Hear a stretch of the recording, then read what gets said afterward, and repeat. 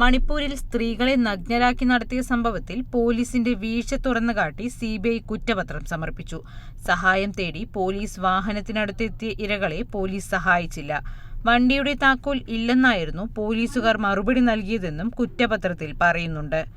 മണിപ്പൂർ കലാപത്തിനിടെ ചുരാചന്ദ്പൂർ ജില്ലയിൽ കഴിഞ്ഞ മെയ് മാസം 2 കുക്കി സ്ത്രീകളെ നഗ്നരാക്കി നടത്തിയ സംഭവം ഇന്ത്യൻ രാജ്യത്തെ തന്നെ ഒരു കറുത്ത അധ്യായമായിരുന്നു.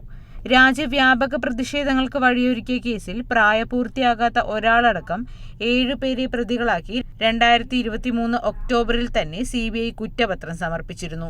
ഇതിലാണ് മണിപ്പൂർ പോലീസിനെതിരായ ഗുരുതര പരാമർശങ്ങളുള്ളത്. കലാപകാരികൾ പിടികൂടി നഗ്നരാക്കും മുൻപ് 20ഉം 40ഉം വയസ്സുള്ള ഈ 2 സ്ത്രീകളും ഒരു പുരുഷനും സഹായം തേടി മെയിൻ റോഡിന് സമീപത്ത് നിർത്തിയിട്ട പോലീസ് വാഹനത്തിൽ ഓടിക്കയറിയിരുന്നു. വാഹനത്തിന് അകത്തും പുറത്തുമായി 7 പോലീസുകാരുണ്ടായിരുന്നു. വണ്ടി സ്റ്റാർട്ട് ചെയ്യാൻ സ്ത്രീകൾക്കൊപ്പമുണ്ടായിരുന്നയാൾ പലതവണ അപേക്ഷിച്ചെങ്കിലും താക്കോലില്ലെന്നായിരുന്നു ഡ്രൈവറിന്റെ മറുപടി.